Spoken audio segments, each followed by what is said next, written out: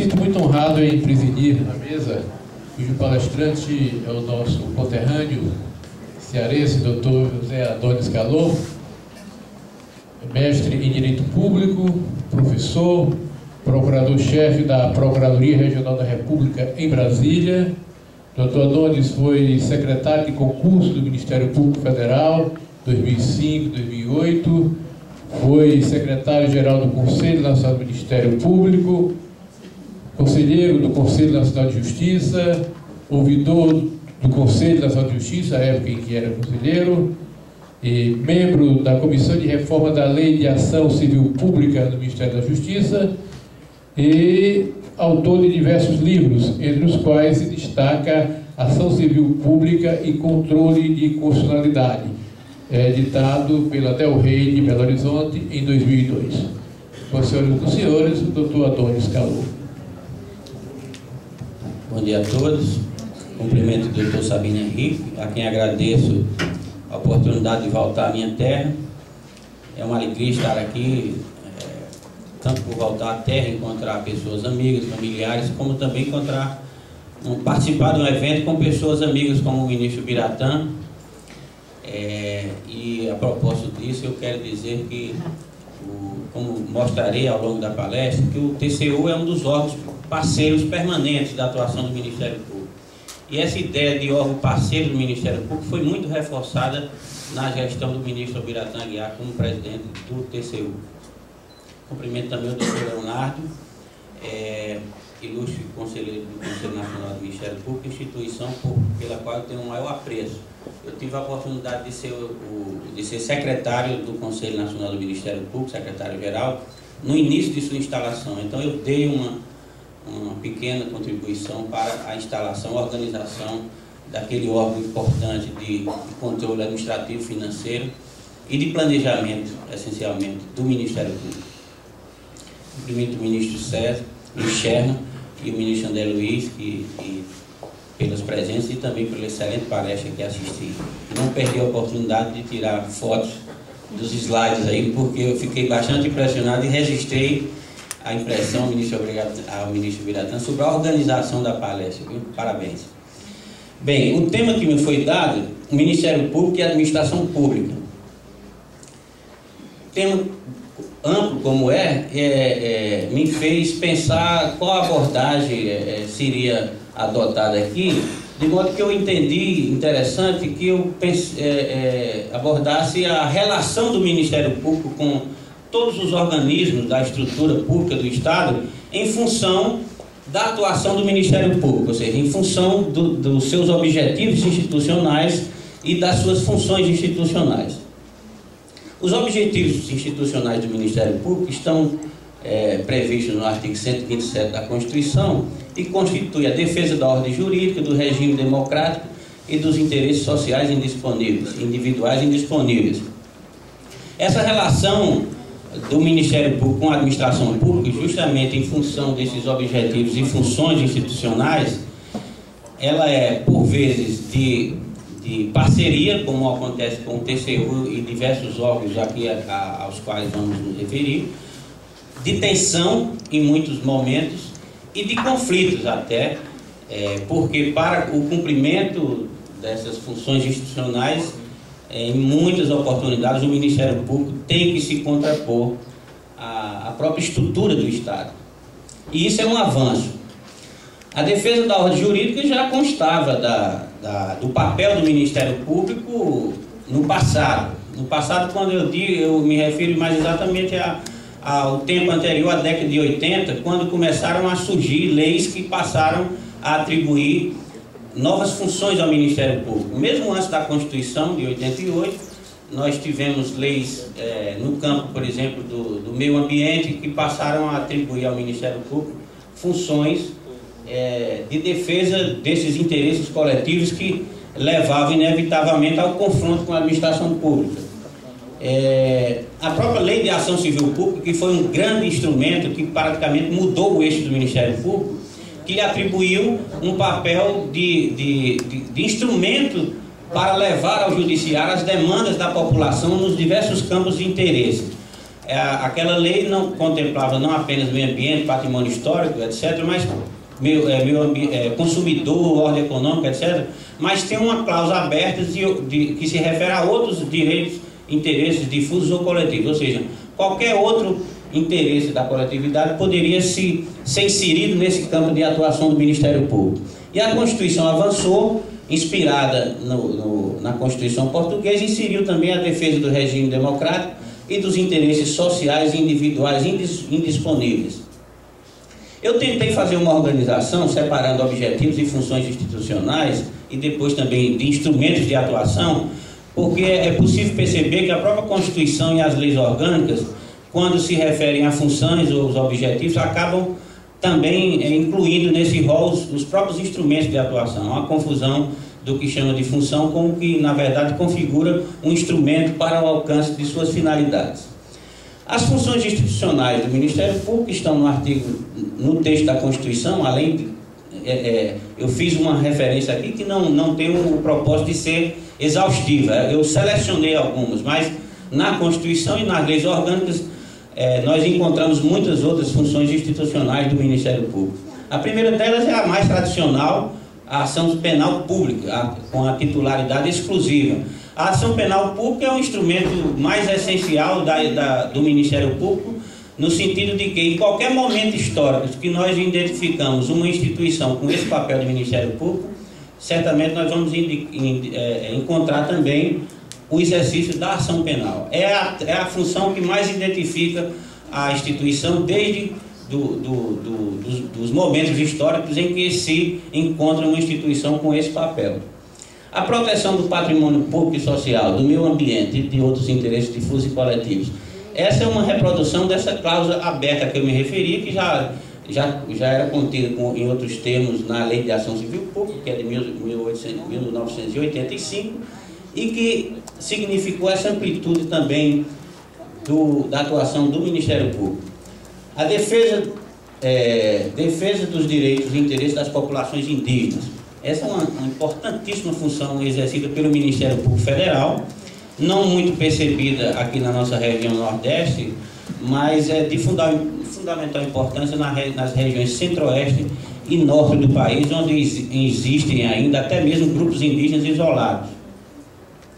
Controle externo da atividade policial e outras funções compatíveis com sua finalidade. Significa dizer, né, com essa cláusula, que a lei ordinária ou a lei complementar podem atribuir outras funções ao Ministério Público, além dessas que a Constituição já proclama, desde que compatíveis com sua finalidade. E é o que vemos normalmente ocorrer quando são editadas leis como, por exemplo, o Estatuto do Idoso, a Lei de Proteção, a LOAS, a Lei Orgânica da Assistência Social, diversas leis de proteção que tratam da acessibilidade às pessoas com deficiência, muitas outras leis que cuidam desse sistema, do transporte, da garantia do transporte para pessoas com deficiência, criam novas atribuições ao Ministério Público para a defesa desses interesses. Há quem diga, e com muita procedência, a meu ver, que o Ministério Público, em função de uma das cláusulas do artigo 129 da Constituição, assumiu no Brasil a função que corresponde à de ombudsman, que é do sistema sueco, né, de defensor do povo. Nós não adotamos o sistema sueco de ombudsman, mas, na verdade, dentro do nosso sistema, a instituição que desempenha um papel similar e que mais se aproxima do que é o papel de ombudsman é, sem dúvida, o Ministério Público. Isso em função dessa cláusula do artigo 129.2 da Constituição, que diz: zelar pelo efetivo respeito dos poderes públicos e dos serviços de relevância pública aos direitos assegurados nesta Constituição, promovendo as medidas necessárias à sua garantia. A lei complementar do Ministério Público da União e também a lei orgânica do Ministério Público dos Estados, essas duas leis deram outro nível de intensidade a essa cláusula constitucional, fazendo referência explícita a diversos interesses da sociedade, e que no dia a dia, hoje, nós vemos o Ministério Público patrocinar essa defesa, como veremos adiante.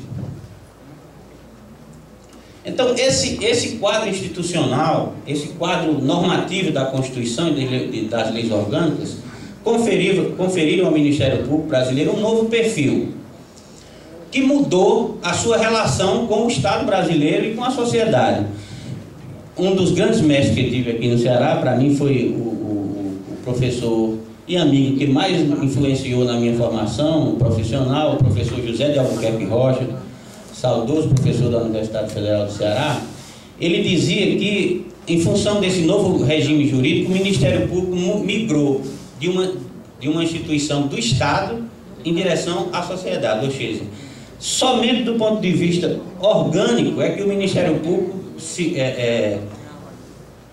identifica como uma instituição do Estado, na medida que integra o Estado, mas funcionalmente ele seria uma instituição da sociedade na medida em que lhe cabe a defesa dos interesses mais próximos da sociedade civil. Então foi um perfil que mudou completamente esse eixo do Ministério Público.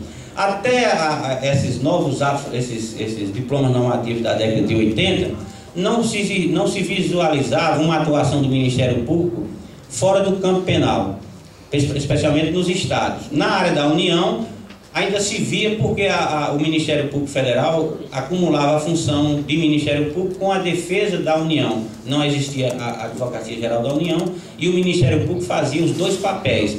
Há alguns casos de iniciativas efetivamente de Ministério Público muito próximo, ou pelo menos a antecipar o que seria esse Ministério Público da atualidade. Nós temos um caso antigo de patrocínio de interesses indígenas pelo ministro Gilmar Mendes, quando ele ainda era integrante do Ministério Público Federal. Eram iniciativas isoladas que praticamente antecipavam o que viria a ser o perfil do Ministério Público. Então, com esse perfil anterior, não havia uma relação de tensão ou de colidência do Ministério Público Federal ou estadual com a administração pública, porque não havia iniciativas praticamente do Ministério Público em relação à administração. Havia ação do Ministério Público em relação a agentes públicos e de pessoas físicas em decorrência de atos ilícitos praticados. Esse novo perfil pôs o Ministério Público como numa função de mediação entre interesses da sociedade e do poder público na busca da efetividade do catálogo amplo de interesses sociais que a Constituição criou. E também ele tornou-se, o Ministério Público, como uma via de acesso à justiça para o patrocínio desses interesses. Nós veremos à frente interesses que dizem respeito à educação, saúde, meio ambiente, patrimônio, defesa do patrimônio público, defesa de comunidades indígenas, patrimônio histórico, ordem econômica, defesa do consumidor. Mais adiante eu vou mais detalhadamente apontar o catálogo desses interesses sociais, cuja defesa cabe ao Ministério Público. A atuação do Ministério Público, em função desse novo perfil, ocorre em dois campos. O campo processual, que é o campo tradicional, que sempre houve, como parte ou interveniente, e um campo vasto, que é esse extraprocessual decorrente desse novo perfil que lhe foi dado. Esse campo extraprocessual praticamente inexistia até a década de 70, 80. E ao final, mais adiante da nossa palestra, nós vamos apontar aqui diversas iniciativas importantíssimas nesse campo extraprocessual e que geraram um alcance muito mais efetivo do que se fosse buscada a via judicial. Como parte processual, eu extraí aqui da lei, da Constituição e da lei orgânica do Ministério Público, também sem um propósito de exaustão, algumas delas que eu considero importantes. A promoção privativa da ação penal pública, que é essa função mais tradicional e que corresponde a todo momento histórico da instituição Ministério Público, em todos os lugares em que se encontra um vestígio da existência dessa instituição. A promoção da ação civil pública para a proteção do patrimônio público e social, do meio ambiente e de outros interesses difusos e coletivos, inclusive para anulação ou declaração de nulidades de atos lesivos ao patrimônio público ou à moralidade administrativa. Aí nós temos essa previsão na Constituição e nessa Lei 8.625/93, que é a Lei Orgânica Nacional do Ministério Público. Ela abrange os Ministérios Públicos dos Estados. Vemos aí uma previsão que alcança também esse controle da administração pública pela via judicial. Ações que visam a declaração de nulidade de atos lesivos ao patrimônio público ou à moralidade administrativa. Promover a ação direta de inconstitucionalidade, inclusive a omissão e o respectivo pedido de medida cautelar. Essa é uma atribuição do Procurador-Geral da República, que já é evidentemente anterior à nossa Constituição, que apenas abrangeu, aliás, expandiu a titularidade dessa ação. Mas continuou o Procurador-Geral da República a figurar numericamente como o autor talvez principal desse tipo de ação. A promoção de ação de inconstitucionalidade ou representação para fim de intervenção da União e dos Estados nos casos previstos na Constituição. Promover a arguição do descumprimento de preceito fundamental decorrente da Constituição Federal. Essa é também uma atribuição do Procurador-Geral. A defesa judicial dos direitos e interesses das populações indígenas.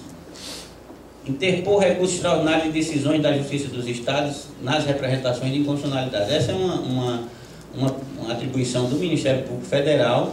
Ainda eu até desconheço um caso concreto de ocorrência. É raríssimo essa hipótese e até controvertida. Seria na hipótese de declaração de inconstitucionalidade de atos normativos pelo Tribunal de Justiça dos Estados. Promover ação para aplicação das sanções por ato de improbidade administrativa, inclusive para a perda dos direitos políticos. Esse tema da improbidade foi muito bem abordado aqui pelo Paulo Bulgarin, e a titularidade não é exclusiva do Ministério Público. As entidades de direito público, a União, os Estados, também têm atribuição à Advocacia Geral da União para propor a ação para a aplicação das sanções por ato de improbidade. Mas também nesse campo o predomínio é sem dúvida do Ministério Público. Impetrar habeas corpus e mandado de segurança. Nós sabemos que o Ministério Público no campo penal não exerce a figura exclusiva de acusador, mas também pode impetrar habeas corpus, até mesmo em defesa dos seus acusados. Promover outras ações, nelas incluindo o mandado de junção, sempre que a falta de norma regulamentadora torne inviável o exercício dos direitos e liberdades constitucionais e das prerrogativas inerentes à nacionalidade. Aqui é uma atribuição ao Ministério Público, na lei orgânica, desse importante instituto previsto na Constituição de 88. Promover a ação visando ao cancelamento da naturalização em virtude da atividade nociva ao interesse nacional. Promover a responsabilidade dos executores ou agentes do Estado na defesa do Estado de sítio pelos delitos cometidos no período de sua duração. Essa eu espero que a gente nunca precise exercer, né?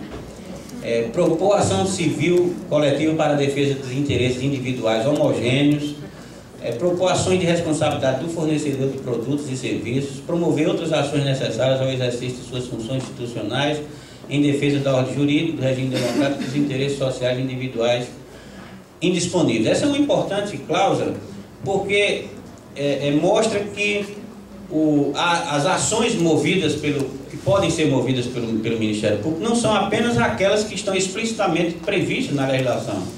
Isso deveria chamar a atenção do Poder Judiciário, porque a minha experiência no Ministério Público me fez verificar em muitos casos que o Judiciário, numa atitude conservadora no tocante à resposta a essas medidas tendentes à efetivação de direitos sociais, saíam muito, na maioria das vezes, pela tangente de não enfrentar o mérito, encontrando soluções processuais no sentido de inadequação da ação adotada pelo Ministério Público, quando, na verdade, não há uma limitação de uma ação específica para a busca da tutela judicial desses interesses que cabe ao Ministério Público defender. A norma deixa bem claro que ele pode utilizar qualquer outra ação que seja necessária para a tutela desses interesses. Propor ações cabíveis para a perda dos direitos políticos nos casos previstos nesta Constituição, bem como outras sanções por atos de improbidade. Então, ali foi uma seleção que eu fiz, sem sentido exaustivo, de instrumentos processuais atribuídos ao Ministério Público para o exercício de suas funções. E a atuação extrajudicial, extraprocessual do Ministério Público. Essas são funções novas, como eu disse, que surgiram a partir da década de 80 com uma legislação inovadora e especialmente a partir da Constituição de 88. Com esses instrumentos, o Ministério Público muito tem feito e ainda certamente fará para o bom cumprimento do seu papel institucional. A instalação do inquérito civil. O inquérito civil, para quem não conhece, é um instrumento de investigação para atos não penais, em que o Ministério Público busca o levantamento de dados que possam dar subsídio para a sua atuação na defesa daqueles interesses a que eu me referi, que vou também mais adiante elencar aqui em termos de catálogo de interesses previstos na Constituição. Expedir notificações nos procedimentos administrativos de sua competência, requisitando informações e documentos para instruí-los. Esse é um importante instrumento de atuação do Ministério Público para subsidiar as suas iniciativas perante o Judiciário, ou mesmo para a formulação dos ajustamentos de conduta, que é outro instrumento para que nós vamos nos referir. Expedir recomendações visando a melhoria dos serviços públicos e de relevância pública, bem como ao respeito aos interesses, direitos e bens cuja defesa lhe cabe promover. Esse também é um grande instrumento do Ministério Público, que eu aproveito aqui a presença do conselheiro Leonardo, para lembrar que, porque esse tema, fez por outra, volta ao Conselho Nacional do Ministério Público, na medida em que ou entidades públicas ou mesmo pessoas físicas não satisfeitas com as recomendações do Ministério Público têm levado ao Conselho Nacional do Ministério Público a impugnação de recomendações. E a discussão poderia o Conselho Nacional do Ministério Público fazer controle dessas recomendações? E me parece que a análise do conteúdo dessas recomendações estaria fora desse controle pelo Conselho Nacional, porque se trata de uma atividade fim, um instrumento da sua atividade fim. Não é uma atividade administrativa submetida ao controle nacional, do Conselho Nacional do Ministério Público. Esse tema está posto lá mais de uma vez e recentemente teve uma análise, se não me engano, de uma liminar que foi concedida. Exercer o controle externo da atividade policial, já me referi antes. Requisitar diligências investigatórias e instalação de inquérito policial. Realizar inspeções e diligências investigatórias, requisitar a instalação de procedimentos administrativos, podendo acompanhá-los e produzir prova. Compromisso de ajustamento de conduta com valor de título executivo. Participação em órgãos colegiados com atribuições correlatas. Essas funções são importantíssimas também. O compromisso de ajustamento de conduta, ele tem sido bastante utilizado e também tem sido objeto de questionamento no Conselho Nacional do Ministério Público, mas ele permite que o Ministério Público, em contato com entidades privadas ou públicas, possa obter o ajustamento, ou seja, um determinado comportamento que somente alcançaria se fosse buscar uma via judicial de um desfecho indeterminado no tempo, como sabemos pela absoluta, quase infinita possibilidade de recurso que o sistema processual brasileiro contempla. E participação em órgãos colegiados com atribuições correlatas. Eu mesmo, como membro do Ministério Público, tive a oportunidade de, aqui no estado do Ceará, participar do Conselho Estadual do Meio Ambiente, que foi um dos conselhos pioneiros criados no Brasil, com uma função importante de apreciar e discutir as obras com impacto ao meio ambiente, e o Conselho Estadual de Direitos Humanos. Então, o Ministério Público, tratando-se de órgãos que têm competências correlatas às funções do Ministério Público, o Ministério Público pode deles participar representando a instituição. Aqui em seguida eu vou para mostrar a importância dessa atuação extraprocessual do Ministério Público, eu tive a ideia de buscar alguns exemplos importantes dessa atuação extraprocessual e com os efeitos que nem se poderia imaginar a dimensão. O primeiro exemplo que eu dou é isso aqui, projeto Carne Legal. Essa informação eu tirei da página do Conselho Nacional do Ministério Público, que premiou esse projeto do Ministério Público Federal no Pará.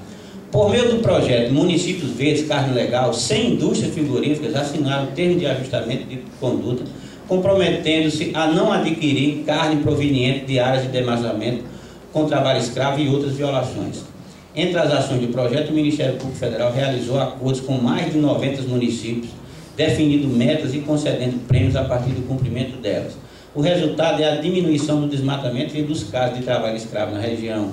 O Pará é o estado que mais retirou municípios, 4 no total, da lista de maiores desmatadores produzida pelo Ministério do Meio Ambiente. Esse projeto foi premiado pelo Conselho Nacional do Ministério Público, recebeu outros prêmios e foi apresentado recentemente na Suécia e recebeu assim os mais calorosos aplausos, porque através de uma medida extraprocessual dos procuradores com atuação no estado do Pará, conseguiram a adesão de grandes empresas e municípios e do próprio estado do Pará a um projeto de premiar a conduta dos frigoríficos e dos produtores de carne que respeitassem o meio ambiente.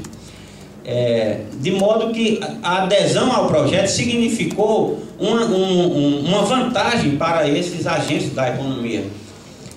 Sem precisar de uma discussão judicial, que certamente ainda estaria na primeira instância se tivesse sido ajuizada a respectiva ação, os efeitos foram importantíssimos e de alta dimensão, e o projeto é reconhecido hoje no Brasil inteiro e no exterior, e inclusive com adesão de entidades públicas, como o Banco do Brasil, o Governo do Estado do Pará, etc.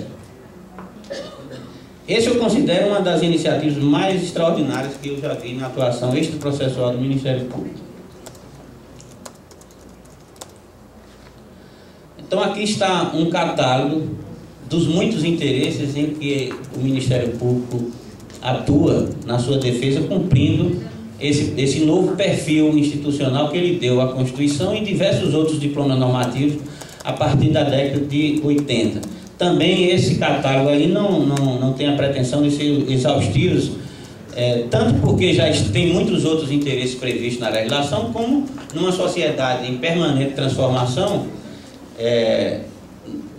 rotineiramente surgem novos tipos de demandas de serviços públicos e, por conseguinte, novos interesses que exigem a tutela pelo Ministério Público. Aí nós temos educação, saúde, segurança, proteção a crianças e adolescentes, patrimônio público, patrimônio cultural, meio ambiente, consumidor, assistência social, pessoas com deficiências, idosos, índios e minorias étnicas. Também a propósito desses temas, e em relação a alguns, eu selecionei algumas iniciativas interessantes diante do quadro grave em que o Brasil inteiro enfrenta, passa. No campo da educação, nós vemos constantemente notícias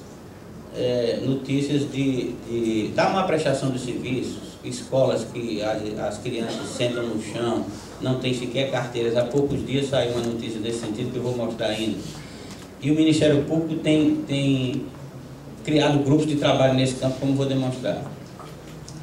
Essa atuação do Ministério Público na defesa desses interesses não se limita ao controle de atos comissivos da administração, ou seja, não se trata mais daquela atuação tradicional em que o Ministério Público entrava com ação penal para responsabilizar, como ainda entra com esse tipo de ação, ou então com ação para a aplicação das sanções por atos de improbidade.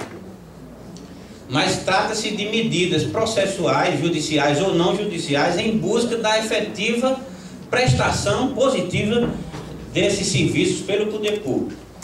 Então, o que se visa com essas iniciativas do Ministério Público é a implementação desses direitos que já estão assegurados na Constituição, tratando-se de um Estado social, um Estado provedor, que é devedor de prestações positivas. E aqui, em função dessa atuação, especialmente do Ministério Público nas últimas décadas, sem excluir também ações individuais e também de outras instituições como a Defensoria Pública, é que chegamos a esse tema de judicialização da política, hoje tão comum, a respeito se é possível ou não ao Judiciário adentrar a discussão desses temas como se estivesse a substituir o legislador ou o Poder Executivo na adoção de providências direcionadas à efetivação desses direitos. Mas parece que a questão posta nos seus devidos termos, não há confronto quanto a isso, porque o que faz o Judiciário nesse campo é determinar medidas para a verdadeira efetividade desses interesses, quando a Constituição ou a legislação ordinária já contém uma densidade suficiente que permita ao Judiciário dizer como deve ser implementado como devem ser implementadas medidas tendentes à satisfação desses interesses, né? Os casos mais ocorrentes nesse campo e exemplares são as questões de saúde, né? São dezenas e dezenas ou milhares de ações no Brasil inteiro contra o poder público, visando a implementação de serviços de saúde, e muitas delas já chegaram ao Supremo Tribunal Federal com decisões que afirmam essa possibilidade do Judiciário determinar ao poder público providências no sentido de atender às necessidades públicas no tocante a esses direitos sociais. É lógico que isso pode acarretar o problema da própria disponibilidade orçamentária ou financeira para atendimento dessas postulações. Em Brasília, nós já tivemos notícia de tantas liminares com determinações de fornecimento de vagas em UTI, que mesmo diante de medidas judiciais, o poder público não teria como atendê-las, né? Ao lado da busca fora de decisões judiciais, haveria uma outra pauta enorme de decisões no mesmo sentido. Então, a verdadeira impossibilidade material de atender, mesmo quando o Judiciário determina essas medidas. E fiscalização de aplicação dos recursos públicos. Nesse campo aí, uma atuação extrajudicial, extraprocessual do Ministério Público tem sido importante, especialmente nesse campo de educação e saúde, para verificar localmente como o poder público tem aplicado esses recursos públicos nesses dois campos essenciais, né? Isso se dá especialmente no âmbito dos municípios, pelo MP dos estados, em parceria com o MP federal. Olha, a propósito dessa situação crítica na saúde e na educação que tem gerado essas iniciativas do Ministério Público. Essa notícia é recente, do estado de Alagoas. Alunos estudam sentados no chão por falta de cadeiras em escola de Alagoas. Os alunos vão estudar sentados em chão e lençóis. A diretora de educação disse ainda que as novas cadeiras serão entregues nesta terça-feira. Ontem eu tive a oportunidade de conhecer algumas medidas de um projeto que está sendo iniciado pelo Ministério Público, que será lançado nacionalmente ainda esse mês, que é uma parceria do Ministério Público Federal com um dos estados, chama MP-DUC, voltada à atuação do Ministério Público nesse campo de atuação, em que os promotores e procuradores verificam até mesmo a situação em escolas específicas e vão, ao invés de buscar tutela judicial com determinações, eles vão procurar, junto aos diretores, soluções para aquelas situações concretas, né? E ontem eu vi já um caso em que a colega enviou para toda a nossa lista nacional o antes e o depois dessa atuação específica em uma escola de Alagoas.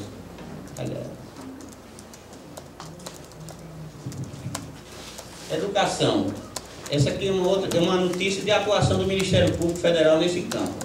O objetivo é melhorar o nível de educação básica no município de Pilão Arcado. O Ministério Público Federal em Petrolina, Juazeiro, e o Ministério Público da Bahia realizam, na próxima terça-feira, 8 de abril, audiência pública com o objetivo de discutir as causas de baixo índice de desenvolvimento da educação básica nas escolas públicas do município de Pilão Arcado. O evento terá início às 10 horas no auditório da Secretaria Municipal de Educação de Pilão Arcado, localizado na rua Clériston Andrade, etc. Então, eu trouxe essas notícias para mostrar que é um novo tipo de atuação do Ministério Público que gera, por conseguinte, uma nova relação com a administração pública no sentido mais amplo. Às vezes de conflito, às vezes de tensão e muitas vezes agora de cooperação, como estamos vendo. No campo da saúde, essa é uma outra notícia recente. A realidade de penura nos hospitais do Sistema Único de Saúde, vivenciada diariamente pelos brasileiros, que dependem da saúde pública, aparece com clareza numa auditoria inédita do Tribunal de Contas da União, aprovada nesta quarta-feira pelo plenário. Depois de visitar 116 hospitais gerais e pronto-socorro, em todas as unidades da Federação, os auditores concluíram que 81% das unidades têm déficit em médicos e enfermeiros e 56% faltam remédios e atadores em razão de falhas nas licitações. E eu trouxe isso a propósito, fazendo questão de mencionar aqui a presença do TCU, porque o TCU é um parceiro fundamental e, com base nesses trabalhos do TCU e de outras agências, como eu vou mostrar, o Ministério Público adota suas providências nesses campos extraprocessual e processual.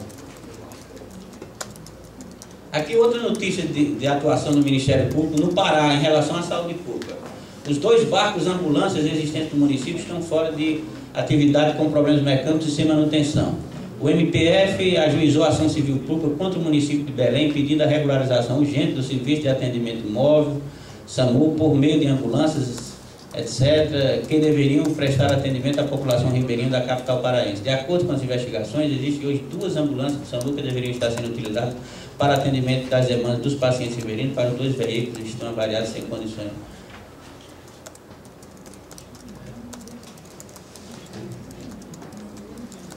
Também aqui outra notícia sobre a atuação do Ministério Público na defesa do patrimônio histórico. O juiz federal da 10ª Vara de Minas deferiu pedido liminar para busca e apreensão da estátua de pedra sabão denominada Samaritana, de autoria do mestre Antônio Francisco Lebou, o Aleijadinho.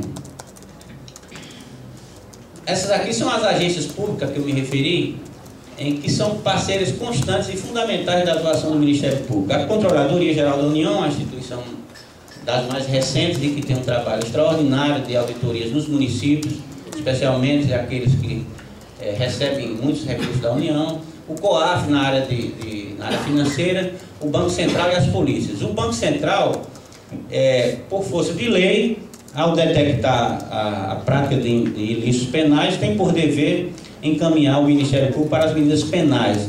Mais recentemente, foi feito um trabalho entre o Ministério Público Federal, Banco Central e Polícia Federal, com a produção de um sistema informatizado de análise de dados bancários para eventual subsídio das ações penais, de modo que antes uma requisição do Ministério Público para subsidiar uma investigação penal acarretava a remessa pelos bancos de uma montanha de processos que os procuradores não sabiam o que fazer com aquilo. Houve a produção de um sistema pelo Ministério Público Federal, junto com o Banco Central e Polícia Federal, esse sistema foi homologado pelo Conselho Nacional de Justiça para que não haja resistência do Judiciário, de modo que hoje, quando se pede a quebra de um sigilo bancário para subsidiar uma investigação, o banco remete ao Banco Central, que por sua vez remete por via eletrônica à Polícia Federal, ao Ministério Público, e o sistema vai fazer a análise desses dados para oferecer ao Ministério Público subsídio para a sua atuação penal. Foi muito bem dito aqui pelo ministro André Luiz que o problema no Brasil não é de corrupção. Corrupção existe em todo o planeta, né? Que o nosso problema é a impunidade. Aqui numa análise rápida, né, o tempo foi escasso, eu mostrei muitos instrumentos que o Ministério Público tem para a sua atuação. Apesar de tudo isso, nós vivemos esse drama de explosão a todo momento de casos graves de corrupção, como temos agora esse da Petrobras, anunciado, inclusive, eu sou testemunha disso, pelo ministro Biratã há mais de 10 anos, quando tentava fazer com que o TCU fizesse essa investigação. Mas o problema realmente é a efetividade desses instrumentos. O Poder Judiciário tem avançado certamente, mas tem uma responsabilidade enorme na efetivação desses instrumentos. De nada vale a criação de tantos instrumentos como lei de improbidade, agora essa nova lei que foi bem mostrada na palestra anterior, que permite a responsabilização das pessoas jurídicas por ato de corrupção, se não tivermos a efetiva implementação disso. O Ministério Público recebeu tantos instrumentos legais, mas a sua relação com o poder público tem sido muito conflituosa nos últimos tempos, porque é como se dissesse assim: o Ministério Público receba todo esse instrumental, mas não precisa utilizar. A utilização desses instrumentos levou o Ministério Público a uma situação de uma tensão que não se imaginava, uma tensão que felizmente hoje, com o novo Procurador-Geral, nós estamos conseguindo afastar. Já melhorou muito essa relação, mas chegou a um ponto, inclusive com esse processo do mensalão, de uma perda de diálogo, de comunicação do próprio Supremo Tribunal Federal com a sua presidência, do Ministério Público Federal, do PGR, o nosso conterrâneo Gugel, com outras instâncias públicas, uma interação que é absolutamente necessária, né? Mas atualmente nós estamos conseguindo melhorar esse campo de interlocução. Foi criada, inclusive, na Procuradoria-Geral uma Secretaria de Relações Institucionais para tentar o afastamento desses conflitos. Por quê? o Ministério Público tem essa função difícil, recebe todo um instrumental desse com esses objetivos institucionais graves. Significa dizer, se ele tem que cumprir aqueles objetivos, certamente vão ocorrer tensões, vão ocorrer conflitos.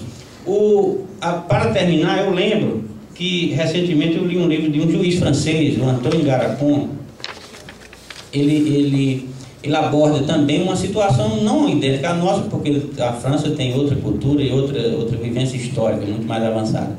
Mas ele diz o seguinte, que também vivenciava uma nova realidade no Poder Judiciário daquele país, em que os juízes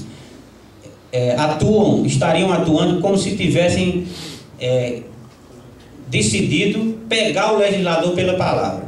Ou seja, vocês criaram, nós vamos aplicar todas as normas existentes. No nosso país, nós temos, infelizmente, essa cultura da transgressão. Nós temos leis importantíssimas que poderiam ter um efeito longo, fortíssimo na nossa cultura, mas o nível de aplicação é baixo. Eu me lembro aqui, mais uma vez, do grande professor Algério de Albuquerque Rocha, nosso conterrâneo aqui, que muito influenciou, que ele dizia o seguinte: o poder legislativo, com suas contradições, a multiplicidade, com o seu pluralismo, e muitas vezes permite que a sociedade fure os bloqueios ideológicos e criem leis boas, que representam significativos avanços. Mas, infelizmente, o sistema judicial como um todo termina aniquilando essas conquistas. Ou seja, não se pode chegar ao alcance pretendido pela sociedade, e que o legislador, no seu pluralismo, nas suas discussões ideológicas, permitiu esse avanço. Então, para finalizar, eu agradeço a oportunidade de estar aqui. Se não tivesse sido dito que da minha origem cearense, o meu sotaque me denunciaria, porque eu faço questão de manter com muito orgulho o sotaque de homem do Cariri, que sou da região do Cariri, de Juazeiro do Norte. De lá, eu saí há mais de 30 anos, mas eu acho que eu mantenho mais o sotaque do que os meus amigos que lá ficaram, né? Então eu agradeço ao doutor Sabino Henrique, ao meu amigo Biratã Aguiar. Falei aqui da sua importância na presidência do TCU para reforçar ainda mais essa ideia que nós temos do TCU como órgão fundamental de parceria com o Ministério Público para o alcance das finalidades do TCU e também do Ministério Público. Para finalizar, e na linha do que já disseram os dois palestrantes anteriores, é importante que nós todos devemos nos sentir participantes e responsáveis pelas mudanças, né? Não adianta termos um discurso de crítica à nossa realidade grave em que vivenciamos, e no dia a dia não observamos minimamente o respeito às leis. Há muitas pesquisas que indicam que os países desenvolvidos são aqueles que cumprem as leis, e a gente precisa muito avançar nisso. Agradeço a oportunidade. Um abraço a todos. Obrigado, Aldo Adonis, pela sua palestra. Nós, antes de encerrarmos essa sessão, convidamos o ministro Biratã Aguiar para fazer entrega do certificado de palestrante ao doutor Adonis. Por gentileza, ministro. E lembramos que logo após o almoço teremos o início dos workshops.